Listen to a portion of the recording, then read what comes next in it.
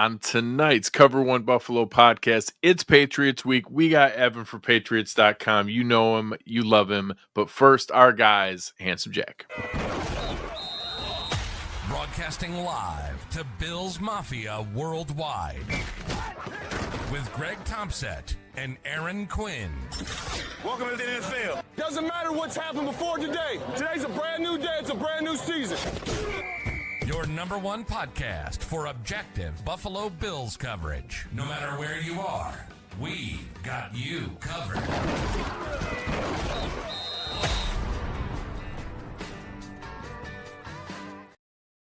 Good evening and welcome to the Cover One Buffalo podcast. You are joining your host, Greg Tompsett, along with my partner in crime, Aaron Quinn. Aaron, how many text messages have you got from your New Englandish friends this week? You know, honestly, on that front, it's been a little quiet, surprisingly, though, because I sent out a bunch of nice win texts, but maybe I think there's a little buzz in New England. I think they're feeling good. Like we were talking to Evan offline, poor Boston sports who have just struggled for the last 2 decades are going through a little bit of a hard spell here. Obviously, the Red Sox you guys were talking are in the playoffs, but they got these teams that are barely playoff teams. These poor Boston sports fans, really in a struggling. The Celtics haven't won a championship in months. That's right, their star player. But I do think they are, in talking to some of my buddies, there is an optimism, and I do think, I don't care for it. We should bring up Evan here in a second, because I do think there's, some of the conversation we're having about winning a game 31-19 and being frustrated. I think Evan probably understands that from those Super Bowl era teams. And then I think there where maybe we were in the drought era. And honestly, like, the football is great where we're at now. I'm having more fun than I've ever had. But in terms of like fan camaraderie and having hope, there's kind of nothing to like that early stages of like having hope in your sports team. And so it's good for the Patriots fans to be where they're at. Yeah. Like you said, without further ado, let's bring the man up. Evan, how we doing, sir? I'm doing well. How are things? It's good. It's been an interesting cycle so far for the Patriots. I know I was on a couple of shows early on where I was unsure. I knew that the bottom could fall out of the Dolphins, but I thought maybe people were counting their chickens before they hatched. That they hatched real early. Everybody knew the Jets were going to be kind of a dumpster fire, but maybe a little scrappy on defense. And I thought they'd be better than it is so far. That's a separate topic. I thought Aaron Glenn would have a little more of that defense together, but I didn't think they'd be bad enough to be worse than the league bad. I actually had made a case on one show. I thought the Dolphins had a better chance of the number one pick than the Jets, just because I thought the floor was a little bit higher, even though the Dolphins also technically had the higher ceiling if they all stayed healthy. But the Patriots was the one that caught me, because I was like, all right, like I didn't love the fact that they had a young core. They got a lot of reps last year, made a lot of smart like value floor signings, seemed to have a pretty good draft, and then made a very obvious upgrade in coaching. So anytime you have that combination, fans are going to get a little crazy with it. And I almost was like, oh, well, I was kind of excited, but you guys are hearing people talk about 11 and 12 wins. I'm like, all right, so settle down with that, reason for genuine excitement. We'll get to the quarterback position here in a bit, the obvious coaching upgrade, and then, maybe catching yourself a couple times early on here in 2 pretty winnable games in the Raiders and the Steelers, but then to very clearly right the ship, whatever it was, 42 unanswered points or whatever the heck you guys did to the Panthers. Where's the fan base now, 4 games in, kind of a bit of a roller coaster back and forth? Yeah, I mean, you described it well. I think the biggest thing is that when you start to look at, obviously beyond Sunday night against the Bills, the rest of the schedule is pretty nice, right? Like you get a 3-game, 2 on the road, which is tough always, but Tennessee, New Orleans, Cleveland coming off Buffalo on Sunday night. So you start to look up, and by October, can this team be 6-3, 5-4, and just kind of be frisky and in the mix? And so that's how you start to really talk yourself into some of these gaudy win totals that you hear about the Patriots. I don't necessarily think it would be totally indicative of where their roster is at the moment, but similarly to what the Commanders were able to do last year? Do you just get the breaks of an easy schedule and maybe some injury luck along the way, and then all of a sudden you look up and you're in the playoff hunt? So that's really where I think the optimism is that they could be a year ahead, simply just because this is setting up kind of nicely for them to go on a little run for all the reasons that you said about the division, and then the rest of the schedule, as you guys know, playing the NFC South this year in the AFC East. It's not a murderer's row of opponents for the Patriots. From a front office perspective, if they do get off to a start, say they come out here this weekend and shock the world, beat Buffalo, and go on a little run here, like you're saying, and become a playoff team, going into the trade deadline, does this, you kind of had the phrase there, a year ahead. Does this give that front office like a little bit of sense of urgency to say, hey, like maybe we have something special, maybe we need to be a little bit more aggressive? There is a lot of assets there. I do think you have some of these teams, Cincinnati Bengals with a quarterback situation where I think teams are going to start to unload assets. It could be a busy trade deadline. Will the Patriots get more aggressive if things start to go well here early in the season, or are they just going to stick to the plan that they had? And this is still developmental year, and if we get in the playoffs, that's just a benefit. Yeah, that's a good question, because on the one hand, Elliott Wolf and Mike Vrabel have talked about being a draft and develop team. So if you go into the trade deadline, and even if you're in a much better position than maybe all of us thought, if you start selling off draft picks, that's not really draft and develop. Now, at the same time, they're set up now, and I know we're going to talk about the quarterbacks here at some point, where they have the quarterback.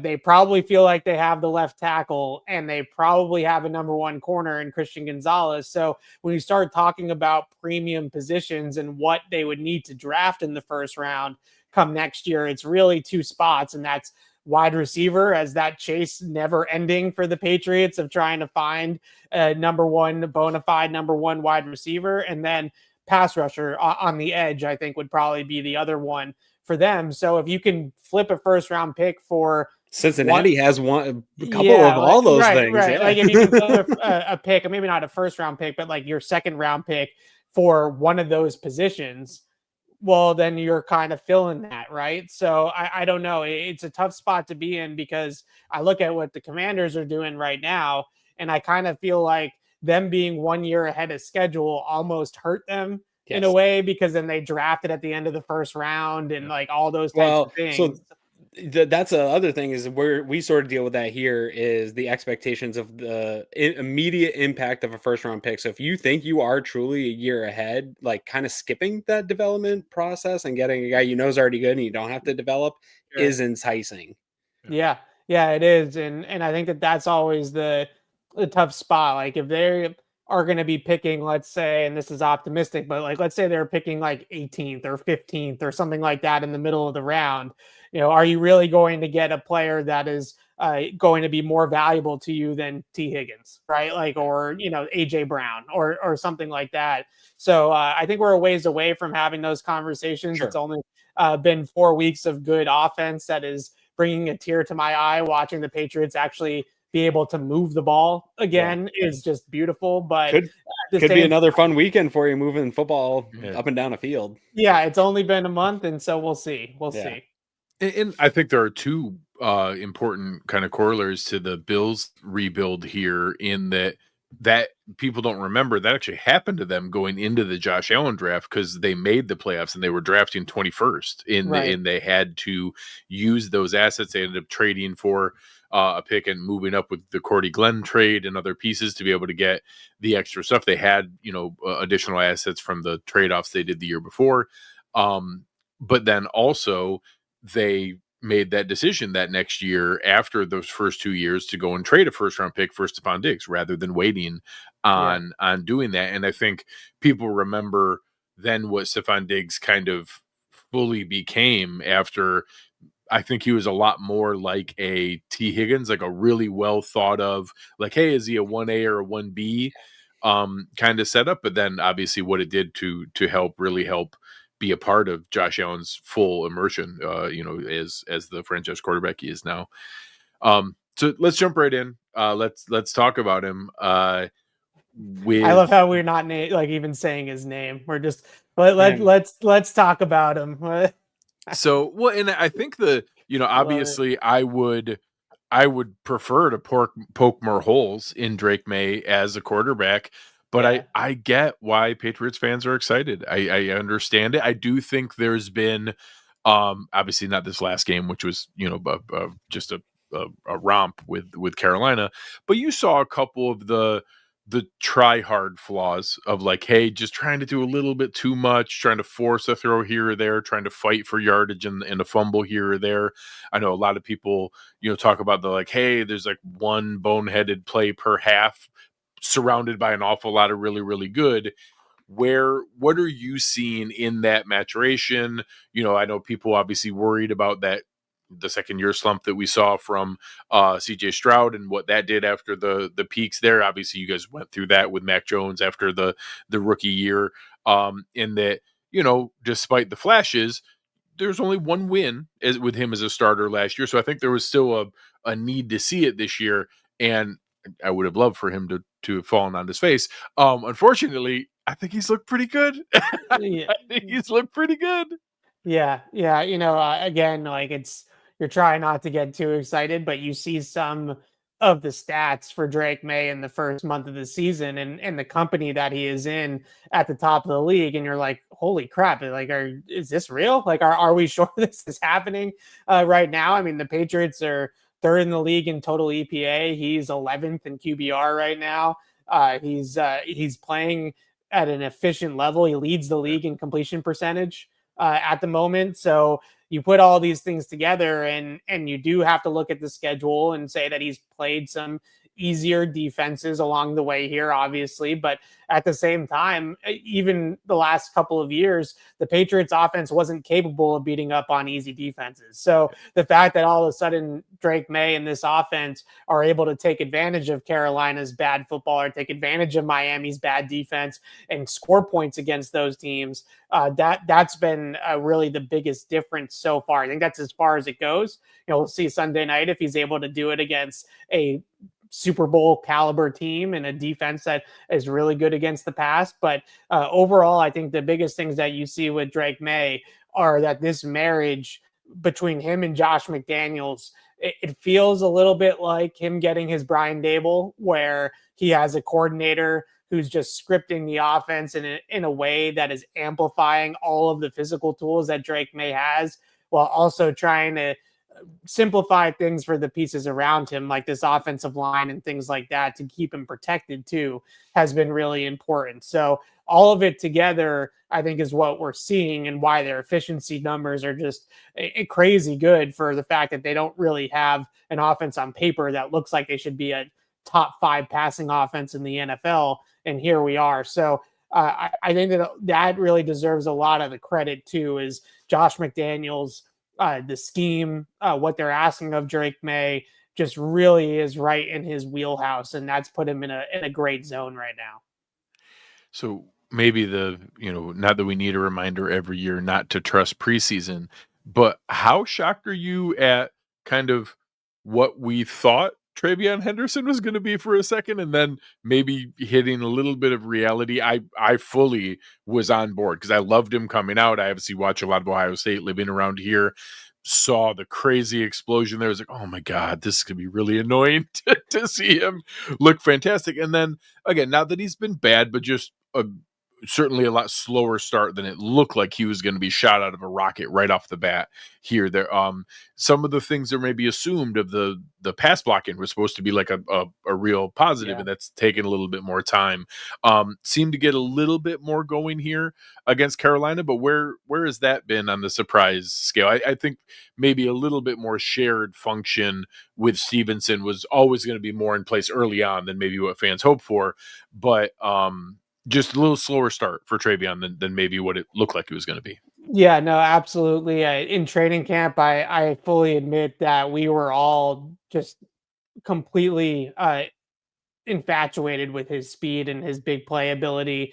I remember we were in Minnesota for the joint practices there against the Vikings, and he caught a wheel route down the left sideline during 11-on-11s where he just scored like a 65 yard touchdown and just ran right through the entire Vikings defense. And that was this Viking starters against Patriots starters. And so you're looking at this and you're like, holy crap, like this is real. You know, Leslie obviously takes his first preseason touch to the house on the opening kickoff of the preseason, goes 100 yards, to the house. But the stuff in practice was even more impressive from Travion in the fact that he was going up against the Commanders starting defense and going up against Minnesota's starting defense, and he was making plays. And then we get into the game, and I think right now what we're seeing is that the game's moving just a little fast for him.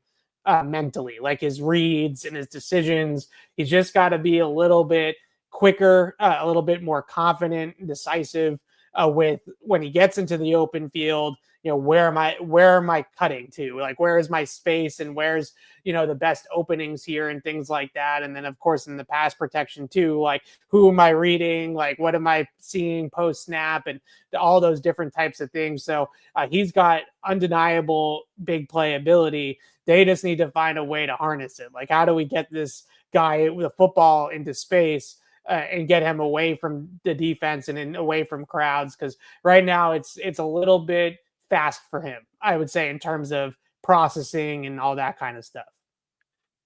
With the receiving core, I've been a little bit surprised. One, because I was a huge Pop Douglas fan last year, and I loved Kyle Williams in the draft. And then we see Kayshon Boutte looks amazing in the first game, and Hunter Henry's always been like a kind of an underrated tight end. We finally have a little bit of I don't know about a breakout, but at least Stephon Diggs' best game. He's actually gotten a decent amount of targets so far, but highest production in this last game. Where have things come with kind of the production in the receiving core? I think if anything, that's one of the more encouraging things for me with May is he's going to the open guy. He's not, he didn't lock in on either making Pop Douglas be the safety blanket or making Stephon Diggs be his number one read. It's been a really, spread around from a passing game standpoint. I think I've seen that as a positive, even if there hasn't been like a breakout player in the receiving core. Yeah, no, absolutely. And it kind of reminds me of, I was listening to Josh Allen talk the other day about not having that pressure to get the ball to one specific guy and just being able to spread the football around. And I have to say, I know this is a Bills podcast, so you guys are familiar with Stephon Diggs, and he has been so far just a great teammate and a great locker room guy and a great leader. And I know that at times that it runs its course with Stephon Diggs, but for right now, you're in the perfect phase, part of the Stephon Diggs phase. So enjoy that. Yeah. The honeymoon phase is really, really great. It really genuinely is. Yeah. He's in a good spot right now. So he's not begging for targets. Like, he's not complaining. They did finally get him going last week, like you said. And I think the benefit to it is week one, it's Kayshon Boutte goes for a 100-yard game. Week 2 was a big Ramondre Stevenson game. He catches a 55-yarder out of the backfield from Drake May and is just kind of takes over the game, rushing, catching the football. Week 2, Hunter Henry has a big game, 90 yards, 8 catches, 2 touchdowns. And then last week, it's Diggs' breakout. So they're able to feed all the different mouths as of right now. Like I said, there's only one football. And once we get into week 9, 10, 11, if Diggs is sort of an afterthought for a lot of the season, like we'll see. But I think the most encouraging thing about it with Diggs last week, the Panthers put Mike Jackson instead of JC Horn on Stephon Diggs a handful of times. And every single time they had Mike Jackson across from Diggs, Diggs torched him. And the fact that Diggs can still do that at 31 coming off a torn ACL is really encouraging. So you can't go into a game right now and just put like your second or third corner on Stephon Diggs in man coverage and expect him to hold up. So from a coverage dictating standpoint, I think that's really big for the Patriots. If, let's say, Christian Benford has to cover Diggs on Sunday night, or, as we move forward here, the number one corner every week has to get assigned to Diggs, it obviously makes things easier for everybody else.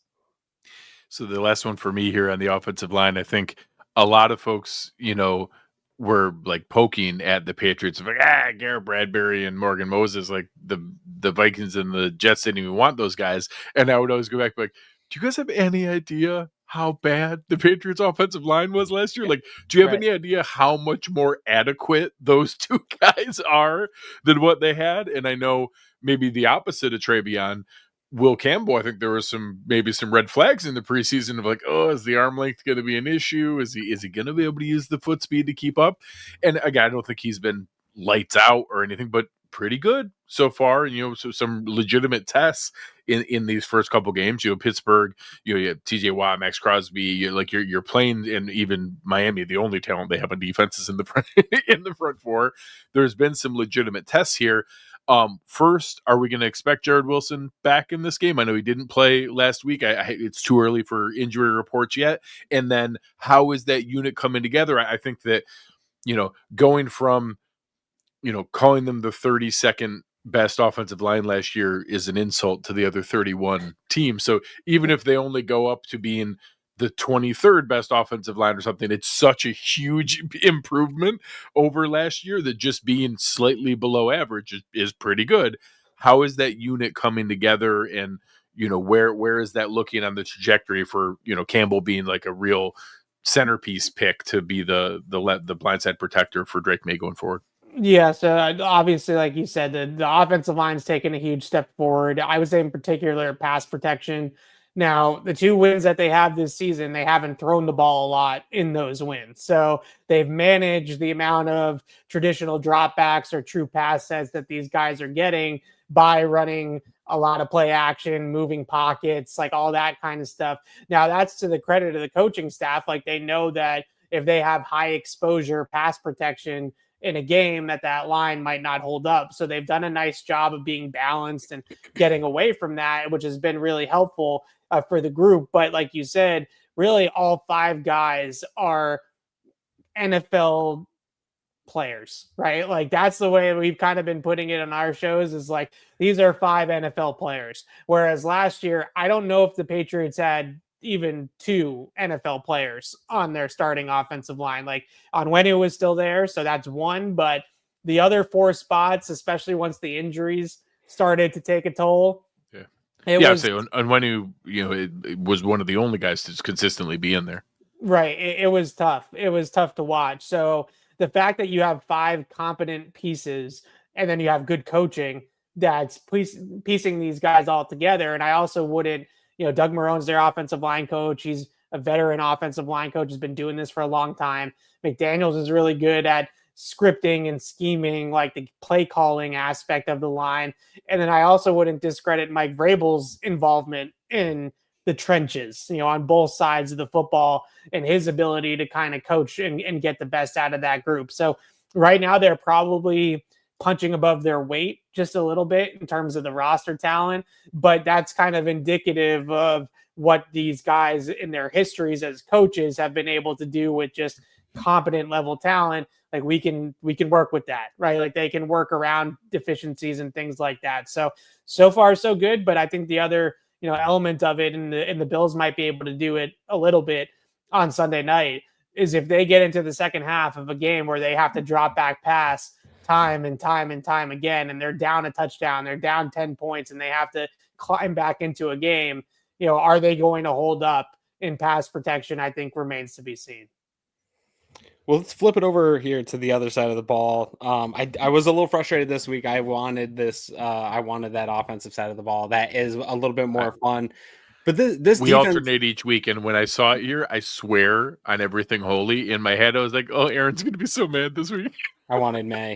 No, but honestly, we can talk more about May. It's fine. Yeah. But honestly, no, I want to talk a little bit about Christian Gonzalez here, because I go into this looking at this defense, and obviously we've had Jan every year here the last couple of years, and Gonzalez has been really the bright spot of this defense the last couple of years. And we talked about it even last year. We talked about, I remember, if you were only going to take May and another person to start this franchise over with, I think you said Gonzalez. But just coming back here last week, how did that look for him to get back on the field? What's he looking like? What are you expecting his recovery here coming back to look like? Is he going to be full bore? Is it going to take him some time to get back to the player he is? Right. So I think the good news with Gonzalez last week week is that he didn't come off the field. So he didn't have any conditioning or, injury setbacks or anything like that. They did pull the starters in the fourth quarter, but that was everybody. So it wasn't just him. It was a team decision there to, they even put Josh Dobbs in at quarterback in the fourth quarter of that game too. So they made that call just, as a whole team, but he played all 3 quarters that they competed in with the starters. And then, that was, I think, a question coming in was, this guy hasn't practiced in 8 weeks. Like, he had no training camp. He got knocked out on day 5 of training camp. Like, it was still July when he suffered that injury. So I think there was a lot of concerns about conditioning and whether or not he was going to be able to just jump right back into it. So they gave him the extra week that he probably could have came back in the Pittsburgh game, and they held him out and had him wait 1 more week to Carolina. And I think that, no offense to Carolina, but it was a nice first game to kind of come back to. Yeah, Tet's a great player. He's going to be a really good player in the league, but they don't really have much else that worries you at receiver. And it wasn't really a game. I think they thought that, Bryce Young was going to go throw for 50, times for 350 yards. So they really kind of set this up nicely for him. Now he's a little rusty, and I think that will remains to be seen is how quickly does he get back to second team All-Pro level. Tet got him a few times in the game. I don't know if Tet would have normally gotten him if he's, at his peak of his powers, but it was good to see him back out there. And I think the bigger picture, we haven't really gotten to see them game plan with Carlton Davis and Christian Gonzalez both healthy at the same time. So I wouldn't really count Carolina. Like this week against Buffalo, do they say to the Bills receivers, we like our guys in man-to-man against Keon Coleman and Khalil Shakir, and do they play man-to-man? Do they try to do that whole thing that they envisioned when this offseason when they signed Carlton Davis? So I'm really fascinated to see. I don't think the first 3, let's call them 4 game plans from the Patriots defense were really indicative of how they fully want to play, because they haven't had a fully healthy Christian Gonzalez to unleash, on the other team's number 1 wide receiver. Yes, no offense. I do hope you want to play a lot of man-to-man. I wrote that as a note. Please play a heavy dose of man. But I do think you guys are going to be all set here at corner as Christian Gonzalez gets back, gets his legs underneath him. I love that pickup of Carlton Davis. I agree. I'm interested to see how they're going to use them together. And even Marcus Jones is a nice piece.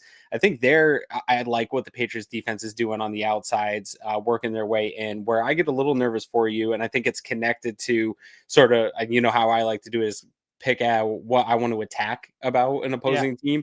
And I'm looking up at the middle of the spine of this defense a little bit with the safeties and linebackers. And let's start at the safety position because there's not a ton of experience back here. And you have quite a bit of good experience in front of them. What is going on there? How is that developing for you? Is that something that you're seeing some positive signs going forward here? Well, you're right on the money like that. If you're going to attack this Patriots team, the linebackers and safeties in coverage is where you want to go. And with the tight ends that the Bills have, and with maybe James Cook out of the backfield or whatever the case may be, it's there for Buffalo to do it. And I would say like Robert Spillane, their middle linebacker has played better in the last couple of weeks. It started really rough, really, really rough, but he's played a little bit better the last week or two, not missing as many tackles as he was. He was missing tackles at an alarming rate to start the season, and that sort of calmed down a little bit for him. But Christian Ellis, who's the guy next to him at linebacker, has not had a good start to the season. No. It could be Jack Gibbons next to him. Jelani Tavai is also eligible to come off injured reserve, so they might pull him off injured reserve and have him play in this game on Sunday. So that's the linebacker level. Certainly a weakness right now for the Patriots. And then safety might be an even bigger weakness right now for the Patriots.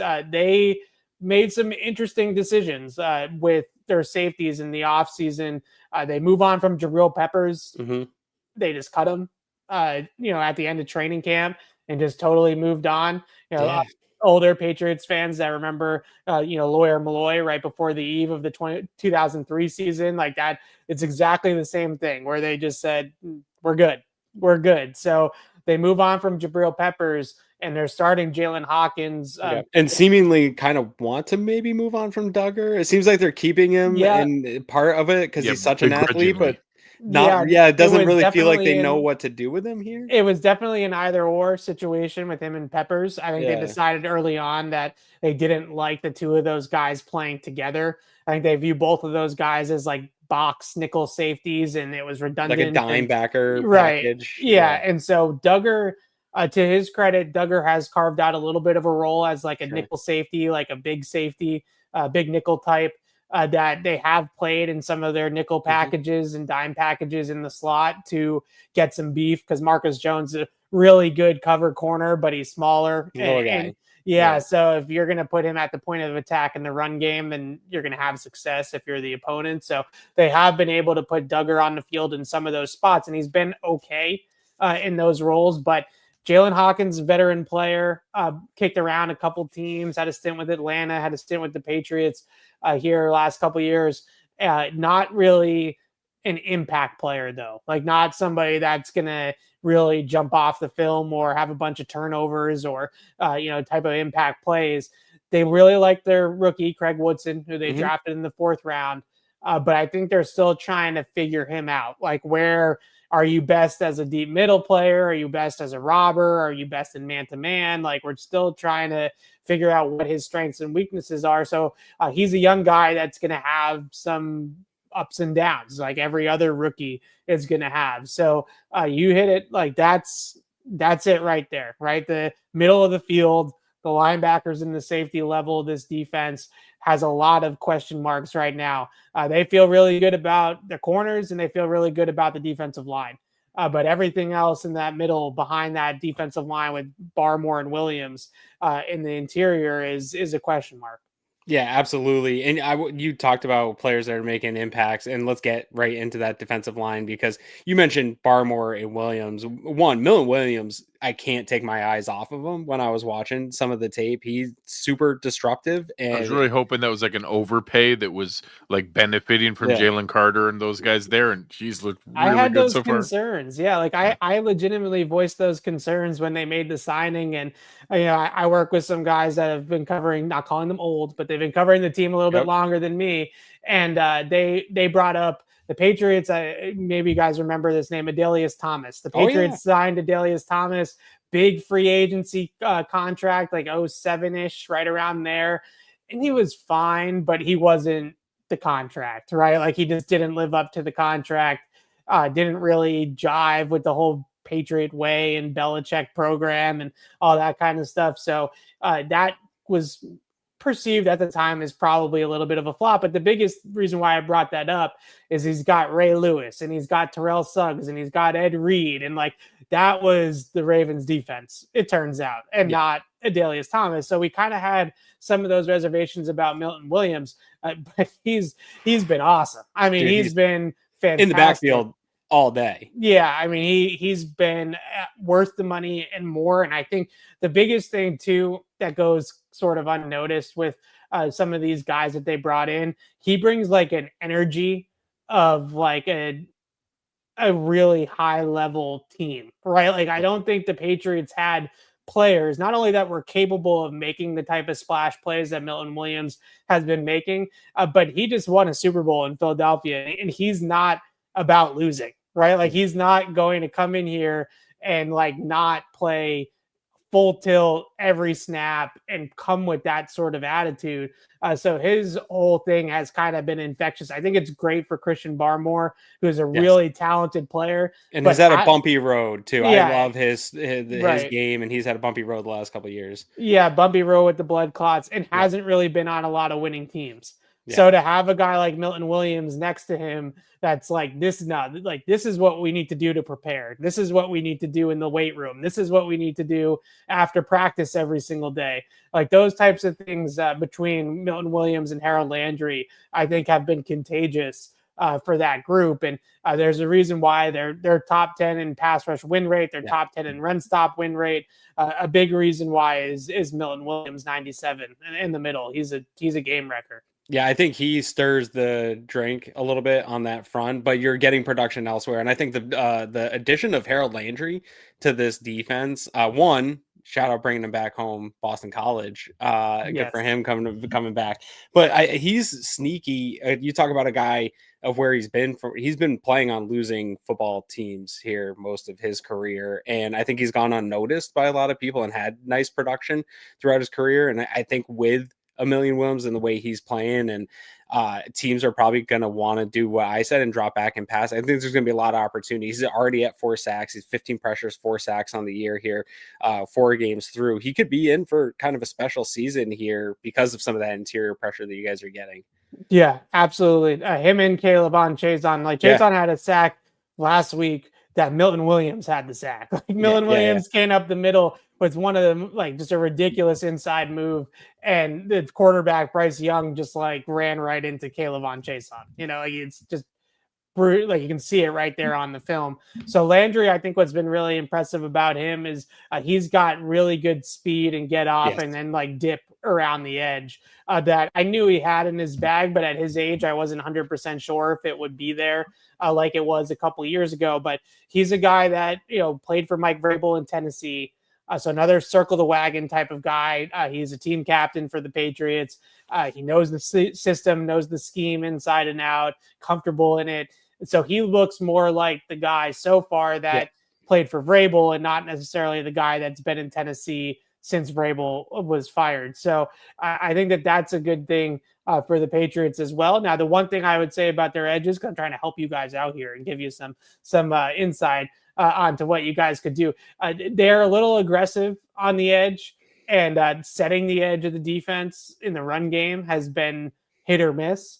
And I've talked to some of the coaches about this, and they want to run a lot of these like stunts and gap penetrations and stuff where they're letting those edges go inside the tackle to try to slip inside and get these tackles for loss. And they're not necessarily, filling the edge. Like they're not. You can't do that against Josh though, right? Because you don't have the linebackers either to like.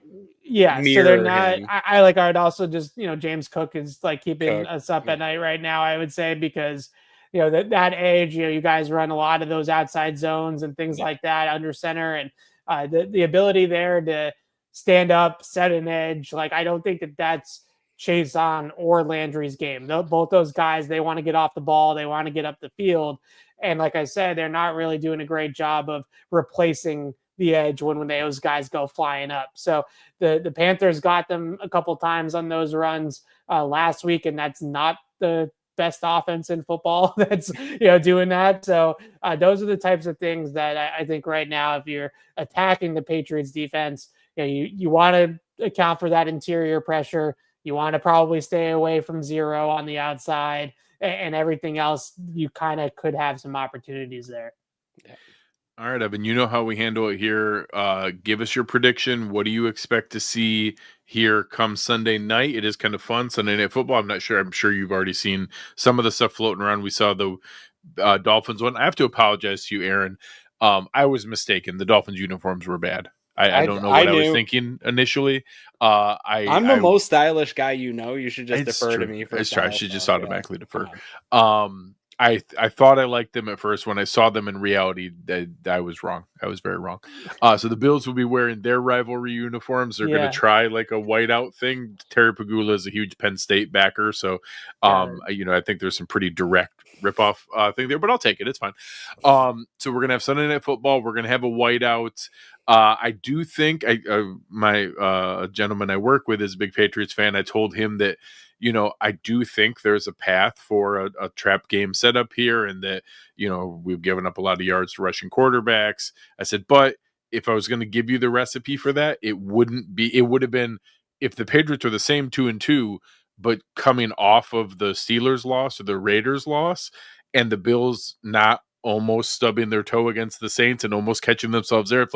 If those two weren't the most recent results, I think you'd have a better recipe. I think that was a lot of humble pie film study for the Bills coaches, and it's impossible not to be feeling yourself after a 42-13 win. Yeah. So I don't think that's the best recipe to catch them, because I think it's in the range of possible outcomes. What do you think we'll actually see come Sunday night? Yeah, well, you guys are in a great spot. I miss those days where it's not that you lost. It's like, well, this is why we're not going to win the Super Bowl, right? Like it's like looking for those little things that they just like our our cornerback depth's not great, or like this position or whatever, and it's not like a oh god, the sky is falling type thing. I know we put up 30 for the fourth straight game and won by double digits again, but we stalled out 3 times. Yeah, no, we were there, man. I mean, that's the way it was for 20 years. Was just, it's not that you have any concern about playing in the AFC Championship game. It's what are the little things that if they don't win the Super Bowl are going to be the reason why they didn't win the Super Bowl, and that's a fun spot to be in. As a fan, I compared this game a little bit. Going back a ways again. Mike Vrabel's first season with the Patriots, 2001. Patriots ended up going on and winning the Super Bowl that year. But during the regular season, they played the Rams in Foxborough. And they hung with St. Louis that day. Like, they didn't win the game. They lost by a touchdown. It was 24-17. But that game was kind of the day that they were like, oh crap, like we're actually pretty good. Like we got all the signals that day. Yeah, too, right? Like we kind of hung with the greatest show on turf a little bit here. And if you actually look at that regular season game, it eerily mirrors the Super Bowl and how that game ended up going. But just a couple more breaks went the Patriots' way, in Super Bowl 36 compared to the regular season. So long way of saying, I think that's what we're all hoping for from a Patriots perspective, is that can we have like a gentleman's loss, right? Where you go into Buffalo and like you hang with the Bills for like 3.5 quarters, and then Josh Allen puts the Superman cape on and wins the game. But like you can still come away from it and say, we hung with the Bills in Orchard Park for 3.5, 4 quarters. Like we're on to something here. We're headed in the right direction. So that's what I'm hoping for. I would say that's probably like a 35, 27, 24 type of game where the Bills kind of cover late or something like that, or the Patriots backdoor it or whatever. But it's kind of like one of those games where, the Bills are in a different class, but the Patriots are coming. And I think that's what everybody is hoping for in New England as well. I'll say it. I think the 7.5, 8.5 is too much. I do. Like, I think that there's enough to hang with these teams. And of course, I do think the Bills put up 30 on just about everybody, and it's going to take a team outscoring them to be able to do it. I don't think somebody's going to be able to drag, even on games that don't look great. They just continue to find ways to put up points. I don't think a team's going to be able to drag them down into the mud, but we've certainly shown that we'll let a team score with us. we'll let you guys seem very worried about this defense. Like, pass defense wise, like all the numbers look good. Like, what's up with that? Here, we might need another show for this. There are concerns, to your point. I think they're the kind of concerns of like some of it's nitpicking, some of it needs to settle out. Sure. They're getting 5 players back that are like starter players on the defensive side of the ball here soon. So it's a weird mix of like, it hasn't looked good in the run game specifically in tackling. But you're right, the pass defense is good. And if you're going to have a flaw, in my opinion, in like the core quadrants of building a team, I feel like I'd give up run defense yards. Yeah, I think they're like 4D chessing other teams, and to be like, keep running hand for 6 the ball yards. Off. Keep you running for 6 yards a carry, because they're giving up 5.5 yards per pass attempt. But I think any team, if you took their first round pick and $60 million a year in contracts off of just the defense, it probably would. So I think some of that, until we see what it looks like with all of those guys back in place and seeing like, okay, this is what it was supposed to look like. And I don't think it's going to be a lockdown unit, but it'll be better than what we've seen. Until we see that, it's hard to know. And I think I'm in the same space you are. I think there's going to be points. I think it's going to be a fun, entertaining game for everybody. I think that we're going to be there. I'm not going to move off this number until we stop scoring this exact amount. So I've got it at 31-24. Like, I think that they're just going to keep scoring 31. Yeah. It just seems like our number right now. But I do think there's going to be a moment late in the third quarter where this game's closer than Bills fans like. And then I think they'll figure it out because they have Josh Allen. And that'll be it. But I do think this game's going to be back and forth and entertaining. And I don't know that we've had obviously because of the timing last year and the Joe Milton experience, we didn't really get the full Drake May, mode. And I think with what we're giving up on quarterback runs, and we're not going to have a lot, maybe we get a couple of those guys back. We'll see, maybe a couple. But I don't expect, certainly not all 5. The suspended guys and Max Harrison are not going to be back, and we'll see on Oliver and Milano. I think May's going to look really good, and I think he's going to run for like 70 yards. We're going to see an annoying amount of third down scrambles, and he's going to have a scramble drill play where he finds somebody, and God forbid it's Stephon Diggs. I do not want him to find Diggs deep on a play, but there's going to be some points. It'll be Matt Collins. I would say, honestly, if Matt Collins scores, I think he'll get a gentleman's golf clap from the Bills fans. It's like 1 catch a game, Matt Collins. But it's a big one. Yeah, he had a touchdown last week. And but you're right. We mentioned it earlier with Drake May, and he has, I call him YOLO ball, where he just decides I'm going to throw this jump throw off my back foot where there's an open receiver down there. And I just have so much arrogance in my arm talent that I'm just going to throw this off this ridiculous platform. And sometimes it works and sometimes it's going the other way. And I know that you guys know that well from Josh Allen's early years and stuff like that. So those are the moments where you have some reservations, but they've done a nice job of taking those from being 4 or 5 of them a game to being 2 or 3 of them a game. So they have been able to harness it a little bit.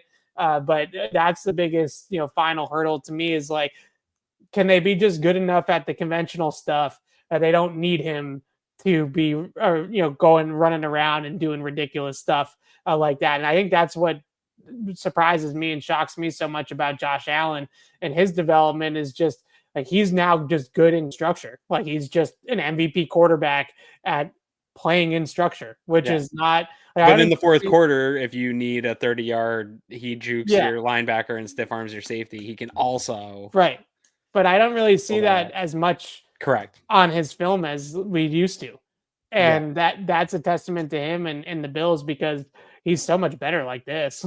He's at least that way. There, you might get a couple turnovers a game there where he coughs one up. Now it's just a buzzsaw. Yeah, I'll transition in. I think the Bills actually come in under 30 for the first time this year. I think this is a bit of a fight in this game.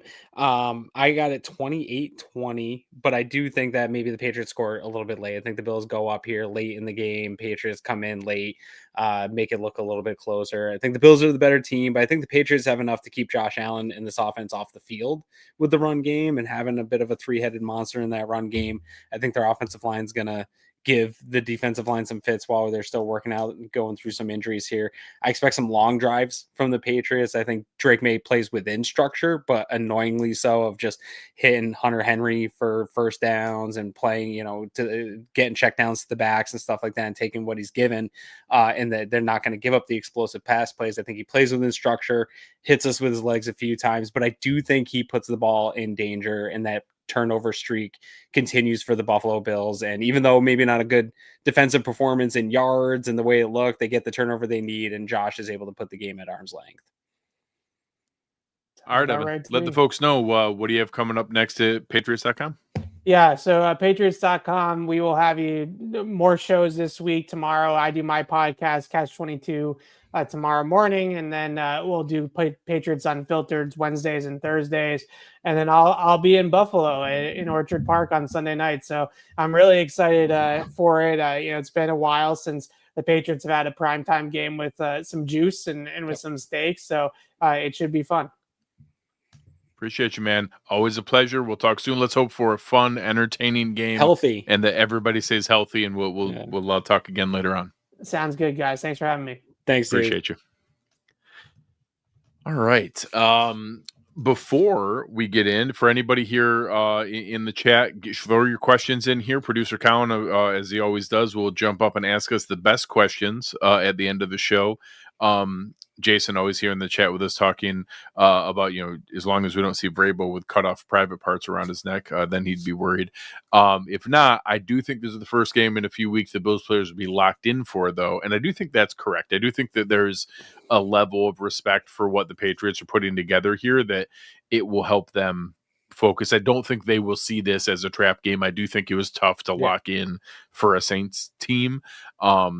But I do think this is one where they'll be able to kind of focus in on exactly what we'll see. And I think Jim Jack here saying the last game between Sean McDermott's Bills and a Mike Vrabel team was in 2022, a 41-7 win for the Bills on Monday Night Football. So I'll look forward to that. I don't think it'll be a trap game. I think they'll be locked in for it. I think there's some of the things that are concerning to me about this Bills team. I don't think are things that are fixed in a week. I think there are all things that can be fixed. I think it's going to require some of these guys to come back. I think that's going to be part of it. And some of it is going to require some working that out in practice. So I think some of the things that were frustrating the last 3-4 weeks will probably still feel frustrating this week. The defense, I expect to give up some yards. I expect the Patriots run game to look good and keep them in this game. And that it feels a little closer maybe than it ought to at times. I expect the offense to have some of the similar stuff. This isn't like a dynamic Patriots defense where they have to get crazy to attack them. Williams. Yeah, so I think you're going to see similar patterns that we've seen in previous games where they're not showing a bunch, but they're doing just enough to kind of keep moving the ball. So I think the things that have been frustrating so far about this team this year will continue to be frustrating this week, but it's not going to be frustrating to the point where they can drop the game to the New England Patriots. Is kind of how I feel. Well, there's also a piece of that of like, oh man, what are we going to do if we're going to take Christian Gonzalez and lock down Keon Coleman? Okay, could do it. Sure. Right. Yeah. I think Kincaid can have a wicked day against this linebacking core. Shakir in space in the middle of that defense. Cook out in space to maybe a Ty Johnson breakout game. We've had a little bit of a slow start for Ty Johnson. Get him in the passing game. Sure. I mean, Brady talked about getting the other running backs involved. Ray, he's saying, the reason Ray Davis wasn't playing was on him. So I do expect a little bit of that to come through in a game like this. For our friends over William Mattar Law Offices, Aaron, what do you know about Australian rules punters? Everything. I've been following it super deep for years. As part of many don't know this about me, but I'm a middle school scout, but I also scout Australian rules for special teams specialists. So unfortunately today, the Bills did put Bill Burr and Sean McDermott lookalike Cameron Johnson on the injured reserve because of his hyperextended knee. And signed former 49ers punter Mitch Wishnowsky to the roster here. This is actually a player I had been interested in because he's had some stretches as one of the better punters in the league. He was fantastic when he first came over. Interestingly, as an Australian rules punter and taking up American football very late in life, he didn't start over here until he was 27. So he played for 6 years, but is already 33 now. Weirdly, 2 years ago, at age 31, was his best season. Averaged 47.7 yards per punt and 42.7 net yards per punt, which are phenomenal numbers. But then weirdly had his worst season last year. But if you look at like those, like the punting EPA rankings that people share, like that chart, where usually our guys at the very bottom, his worst season was slightly above average. And that was his worst season that he's had. So, I don't know what there is from a health standpoint. We know we're already kind of keeping it together with bubblegum and duct tape with Matt Prater. So now another guy coming in here, and hopefully we don't have to see him punt much, and he could just be a good holder. Yeah, I won't lie. This whole specialist thing is weird this year, and it's making me feel nervous because it's like McDermott likes to talk about being able to control the controllables, and I feel like you're adding so much variance to this highly specialized part of the team that you want continuity and things to run correctly and smoothly with. And it's like, it's an annoying part of the game too, because you need those points, right? You need when they need to perform, you need to perform smoothly.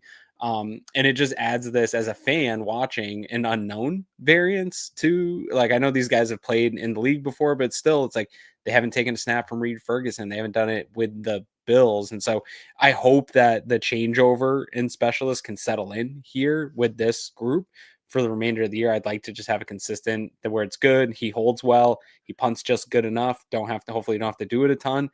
He can just do his job and get in here. But I'd like to see the turnover stop. It's a weirdly concerning thing to have so much turnover in this specialist room here early on, especially in a year where you have a new special teams coordinator and you were one of the bottom special teams units trying to work your way up, and then add into that all this kind of influx of special teams being a real play in the NFL now. And I think going into a week like this, Greg, last week, what broke that game open for the New England Patriots was special teams. And so now you're adding kind of variance to special teams against a team that is capitalizing on the new special team stuff. It's just an annoying thing that could make a difference in a game that doesn't need to be on your roster.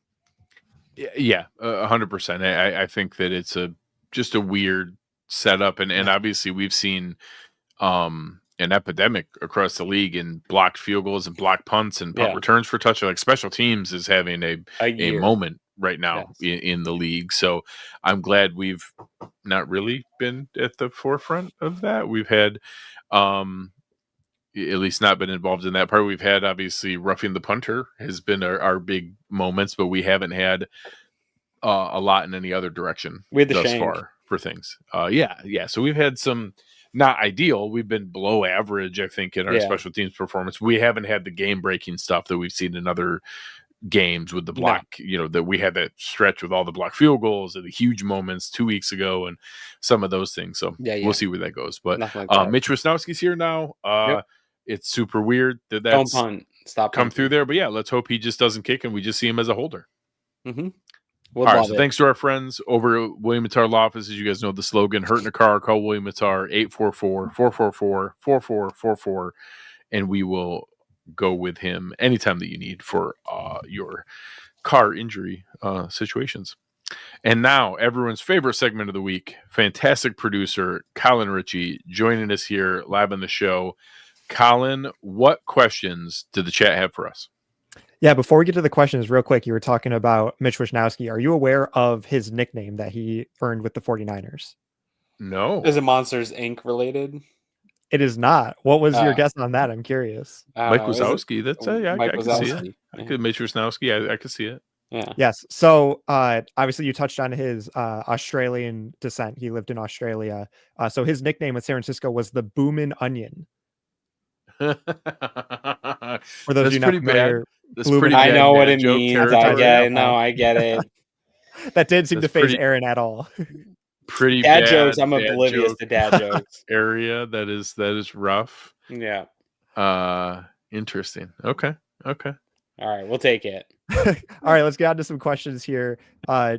So Jared K asked, how much money has gone to punters this year? Because we had Jake Camarda and Brad Robbins this offseason. Then we moved to Cameron Johnson. Now we're already on to Mitch Wishnowsky. So that's 4 punters in just the span of one offseason and 4 weeks of the regular season.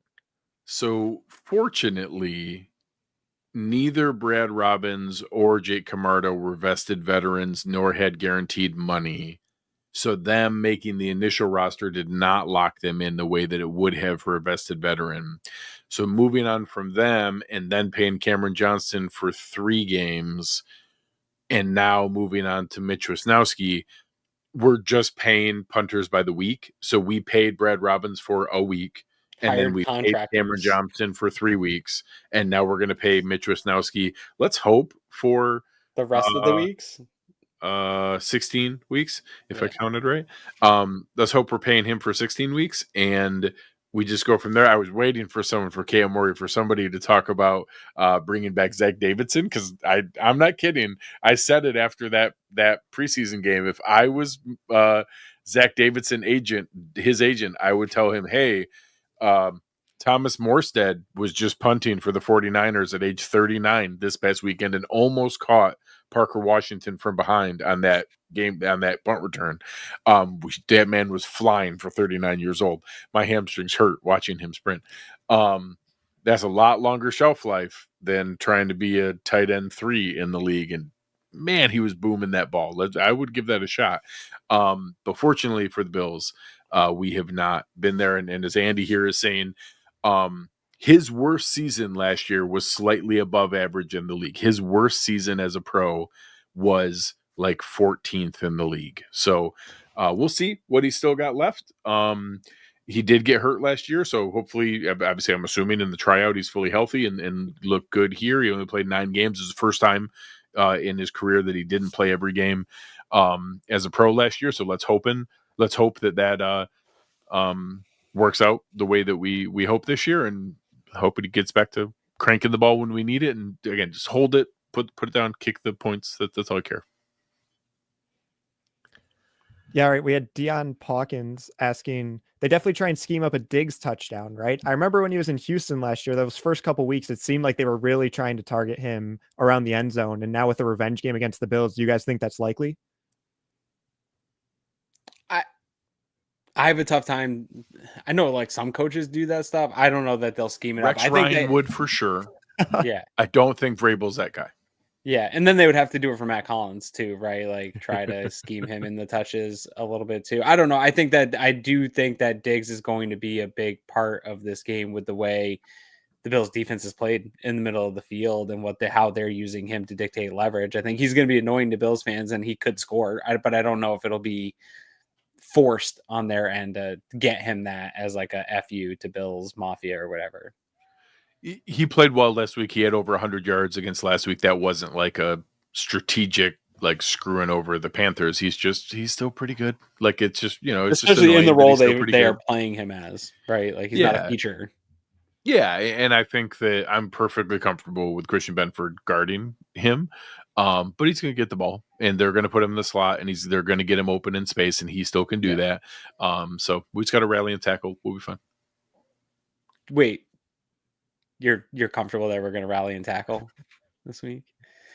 Kendrick Miller okay, all right. the Patriots, so we should be in good shape. Yeah. All right, last question for you guys. Yeah, this is going to be up for interpretation. We have Vincent Latempio asking, is Drake May a franchise quarterback? So we'll say as of right now, he's played a full rookie season and 4 games into his sophomore season. Would you categorize Drake May as a franchise quarterback? Obviously, he's not yet. I would love it if we were in the position where at no point during Mac Jones' rookie year or any of the hype and excitement in the Patriots, at no point did I ever feel threatened or uncomfortable or worried at all. I don't love it that I can see a path where he could end up being pretty good. Like he's not going to be Josh and we're going to have the advantage in that scenario. I'd prefer not to have to worry at all. I'd prefer them not to have the second best quarterback in the division. I'd prefer them not to have if you told me, I don't think Justin Herbert is on Josh Allen's level, but he's really good. I don't love the idea that like, it's not out of the realm of possibility that Drake May could be Justin Herbert-ish. Like that's annoying or just below if not, I don't love the idea that like, yeah, he could be pretty good. I don't like pretty good. So I don't think they have a long ways to go in building a roster around him that actually concerns me. But I don't like the fact that I think they hit on a guy who's going to start for them for a decade. Yeah, I think the answer is yes. I think he's a franchise quarterback in the sense that he's that franchise's quarterback here. I think he's done enough to invest to do what Greg said is to build. He's going to get a franchise quarterback contract here in 2.5 years. The contract with them, and they are going to build the team around him. And I think to me that qualifies like a franchise is invested in this quarterback, and that is a franchise quarterback. Yeah. I think it's a good definition. All right, guys, we appreciate it. I feel pretty good about this game. Like I think I saw RJ at the beginning. RJ is always our resident. I was going to call him out and say RJ was nervous. Shocking. Everyone be prepared for this game being no better. I always respect it. He's concerned at all times. He has his antenna up. I feel good. They're going to be fine. But this Bills team is going to be really good. Like we're going to win a lot of games. It's going to be a lot of games. We might win all the games. I don't know. There's reason to be optimistic here. I think it's going to be fun. I'm kind of looking forward to the whiteout. I'm a little bit excited about the new jerseys. We'll see how they look. I'm curious how they come across there. I will say here, this is I meant to ask you this earlier. Are you excited about the potential for an alternate end zone? Me? Are you asking me? You? Yeah. I trust your eye for design. Me. So a couple things on it. I don't love the uniforms, the Bills uniforms. They've grown on me a little bit since the release. I don't love any of the rivalry uniforms, really. Bills are maybe the best of the rivalry ones. I do like that they are committed to the idea, from what it sounded like on the radio, to changing the stadium and like the extra touches of like, if we're going to do it, then all the graphic assets will also. The Dolphins changed their end zones. They changed a whole bunch of stuff. So that gave me some excitement that like that would be cool to see an alternate end zone and other design things. The Cardinals changed their end zone too. Yes, same. One of my Cardinals did the Rising Sun design. That was sick. That was really cool. Yeah, I think the Cardinals uniforms were actually very nice. That was a good look. I am interested to see how the look comes across on football and like in football players and on the fat guys and on like just how it looks. You know, like football uniforms on a mannequin or like in the promo video looks one way. On the field, with the snowflake face mask.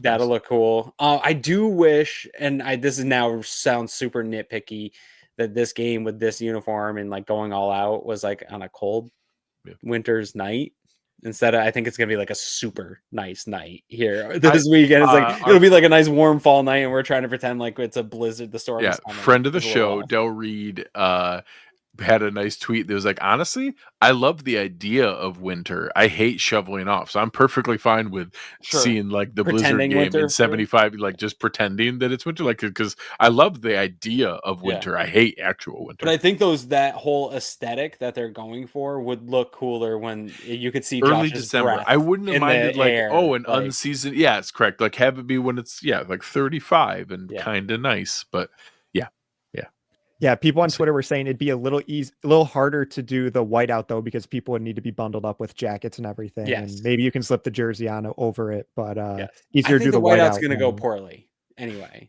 We'll see how well we execute. That's new for us. That is not that, like Penn State's been doing that for years, so everyone's prepared for it. I'm curious how many people like the white stuff. No, not even that. How many uncles in North Tonawanda heard about it? That like are aware. Well, like WGR had a like thing. Bill's marketing guy come on today to be like, "Hey, people, we're doing this." Like, it seems last minute getting out there that they're like doing it. Yeah. I was curious how many people show up with a normal, a normal Josh blue jersey or red jersey. Or they're handing out white towels at the game too, so that should help at least. Yeah, we'll see.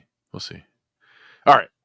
On that note, thank you for everybody here. Help us out. Give us a like, give us a rating, give us a review. Come into the comments afterwards. Tell us, matter of fact, go into the comments and tell us what you're excited about. Or is there something you're looking forward to seeing with the design or with the jerseys or with the end zones or with any other fun things that we may see here this weekend? Let us know what you're thinking. But on behalf of fantastic producer Colin Ritchie and my lovely co-host Aaron Quinn, I am Greg Tompsett. You have been listening to Cover One Buffalo, and we are out.